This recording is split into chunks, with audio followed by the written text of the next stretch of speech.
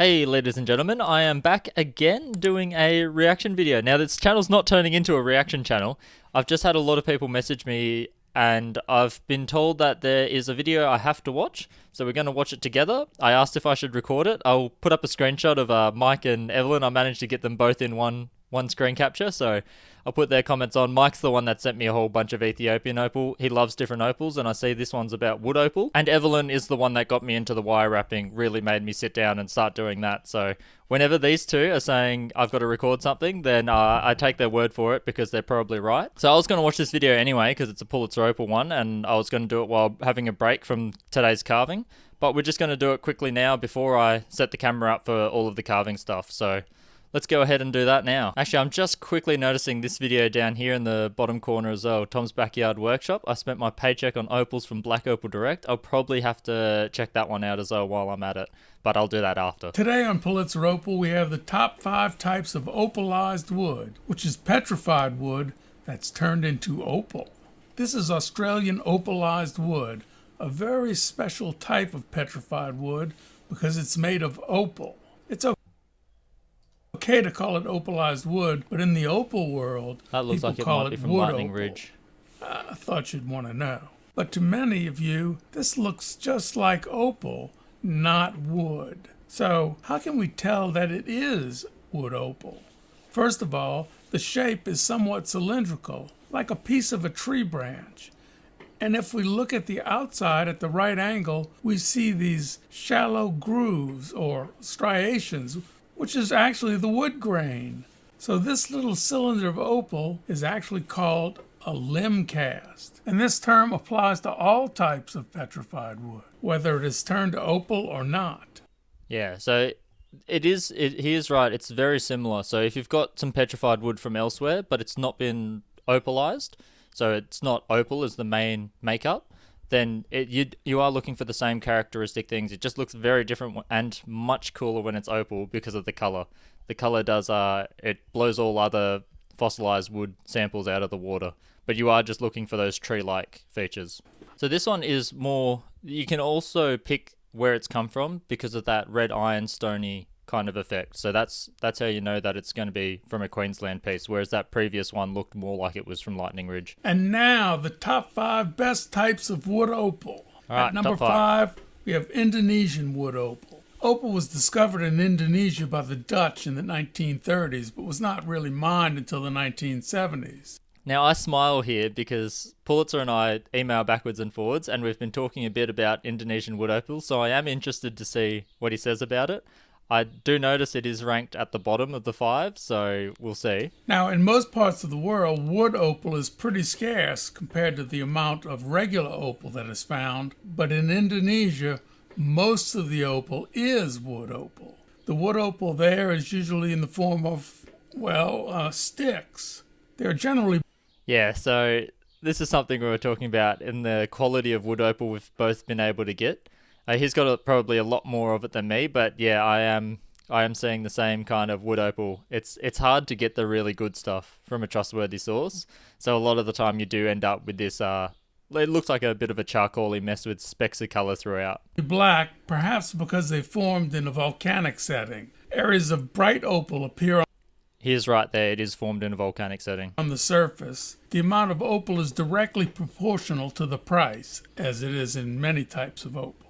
The opal is hydrophane, it absorbs water, and if it dries out, it will crack and disintegrate. In most places where opal absorbs water, the opal is stored in water. But with Indonesian opal, the goal seems to be to prevent cracking by trapping the water inside of the opal, either by coating it with oil or with various resins, like epoxies. Yeah, so he's right there. A lot of the time, even when you buy just rough, they will send it and it will be in oil. It's just easier to keep something hydrated with the oil rather than the water. The water will dry off. You ship it overseas, it gets there, and it's all a crackled mess. It can still happen a bit with the oil as well, but it's far less likely. So that's why I've got a couple bottles of baby oil just below the desk here, because it looks sus to have baby oil sitting around the office, but I do need it. This is my pride and joy, my best Indonesian opal, which is So that's his best piece. If you look online, you'll see some absolutely amazing amazing pieces. So it's not like top end stuff, but it is pretty nice. And it's just good that he managed to get a piece like this, because it is actually surprisingly hard to get. You might think you've got some on the way, and it might not turn out like you thought.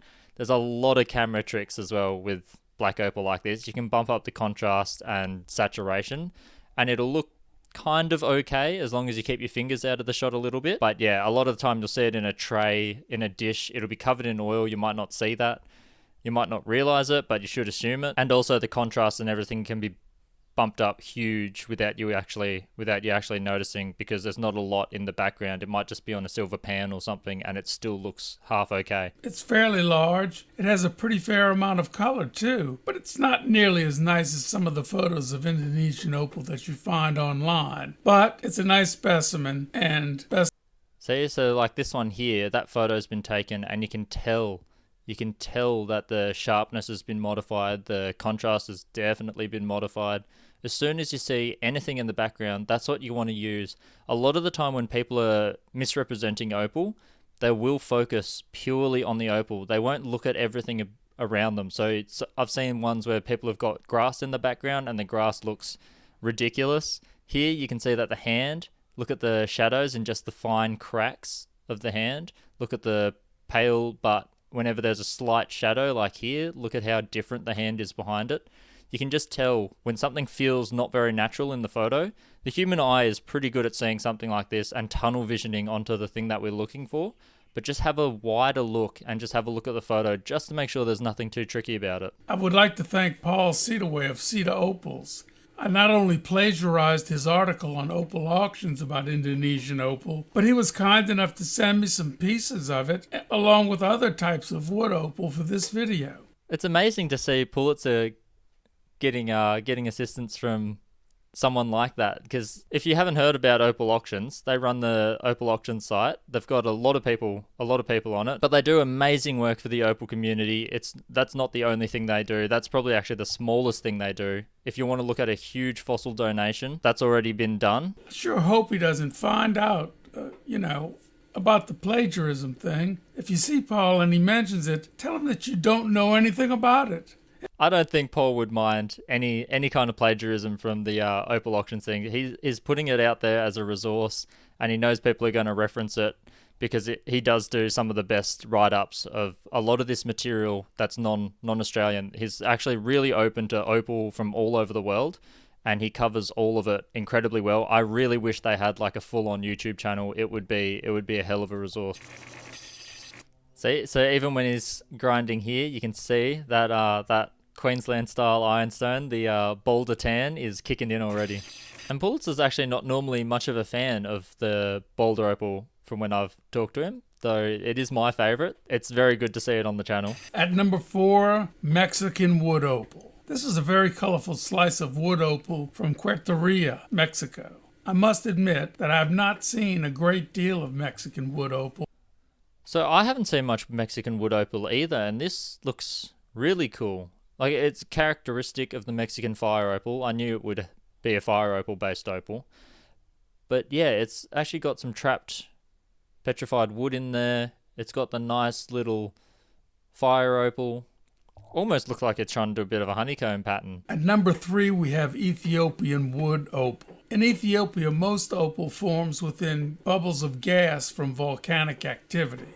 The bubbles become spaces in which opal eventually forms by deposition of silica from silica-rich water. Anybody who is experienced at cutting Ethiopian opal has undoubtedly come across this. It's plant material. Yeah, so you do get this quite a bit. It looks like worms a lot of the time, but you know worms aren't going to get trapped like this. So little bits of plant material in it. It's kind of like the dendritic opal, but a little bit more characteristic of tree roots and stuff. This is Shure Province opal that I bought at the Tucson Gem Show this year. I did a video about it, and looking at the opal in the course of filming it, I noticed this. This is a limb cast, which you can tell by the shape and by the wood-like surface. Wow, that is actually an incredible chunk, and he didn't even realize it at the time. If we look at it from that end-on Notice perspective, this. This is a limb cast. like that, you can really see it. You can really see it, and then when he just turns it over, you can see those You can structures tell on the by side. the shape and by the wood-like here. surface. I find it interesting that most of That's the color super is cool. concentrated. I've never seen that in Ethiopian opal before. Because like you said earlier, it typically isn't formed by wood replacement. Around the edges. I've seen other opalized limb casts from Wello province, and the opal was distributed throughout, but they were much smaller opals, and the color seems to start at the outside. Yeah, see, I've seen ones like this as well. I've actually got a couple, and I've wondered if it's some kind of tree wood replacement, kind of root replacement opal formation, but just assume that it kind of wasn't. Most opalized wood actually looks like wood. So, if you find a piece of See, so here's boulder opal really showing off. Like it even does wood opal much better than anywhere else. I would much rather see these kind of tree ring patterns than have the piece just wood replaced with a opal and it's kind of wood shaped, but it's an opal. This just takes it to another level, and I've got a lot of this stuff as well. These are cabochons of Queensland opal. The grain is easy to see, and I pity the fool who would call this anything but wood opal. The slender oval one is exceptional, with bright Yeah, see, this stuff is color in the grain. some of the best example you can get. Like, it literally still looks like it is wood. It looks like it's just a petrified wood with opal inside. At number 1, the top wood opal of all. Let me guess. Lightning Ridge. Virgin Valley, Oh, okay. That's a nice twist. I like it. Go Virgin Valley. Nevada. We originally I had really Virgin want Valley some of this ranked stuff number if anyone 2, knows of a source. but the other judges moved it to number 1. Who are the judges? Paco, I thought it was Touchy, going to be Sheila. Hopper, and, wait for it, Zuck. Sheila was considered, but was not selected because it was felt that she might be disruptive. Virgin Valley opal is not really appreciated by most people, especially. He's probably right. Virgin Valley opal is probably the least talked about, but I find it incredibly hard to get, and people do say that it crazes like crazy.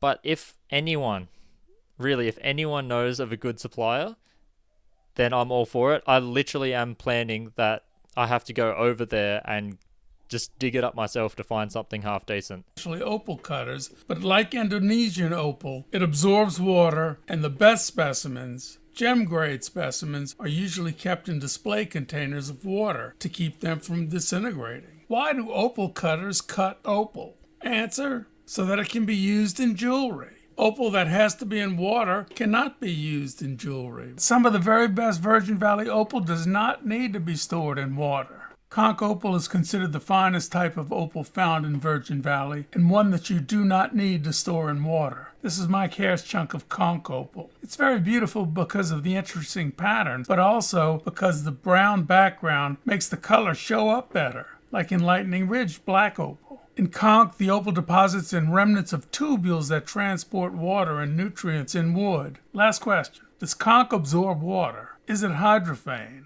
Well, I put water on a piece of Mike Hare.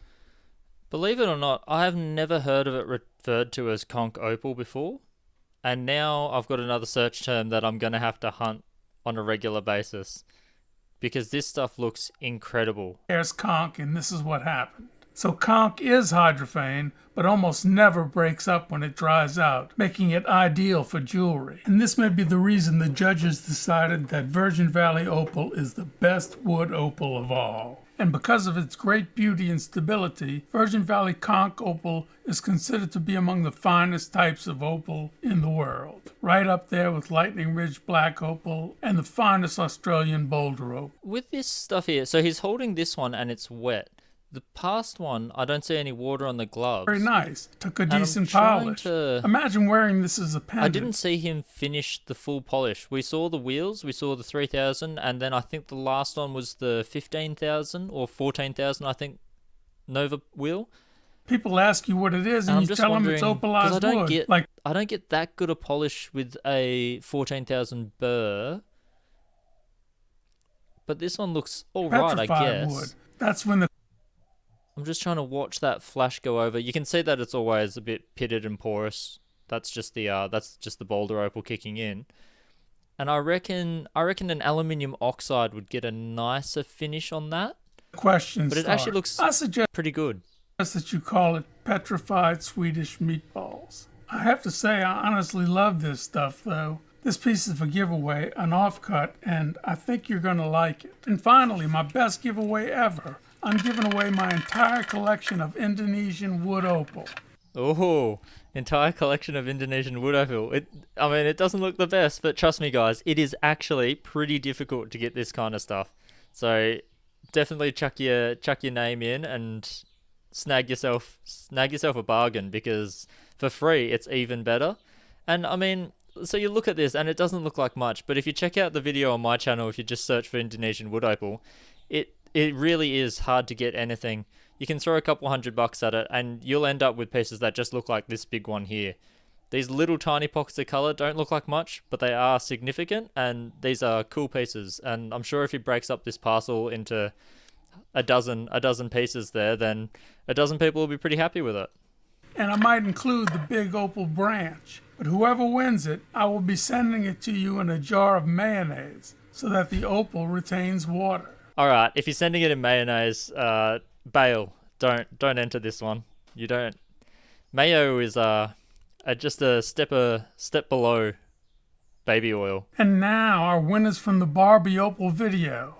I can hardly remember it. The 20.9 carat Barbie arrowhead named Scarlet goes to Myra L. I have decided that the 9.9 carat meant to be opal should go to Roy of Roy's Rocks. But me? It says Luke in the top left corner. I mean, that could be better than any meant to be opal I have. Let's go back. Also, I want to do some arrowheads out of this material. I've got a bunch of it, and once I saw Pulitzer do it, then I thought, you know what?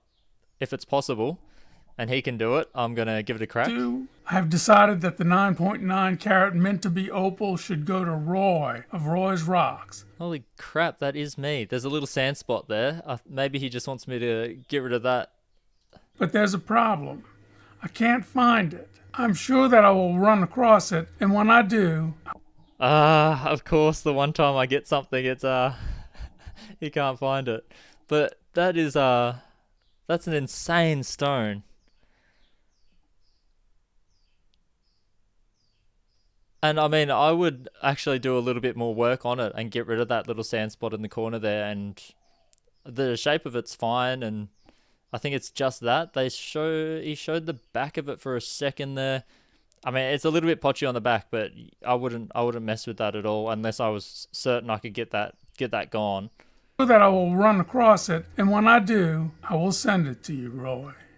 I'm considering adding a second channel in which I make 3 to 5 minute long videos.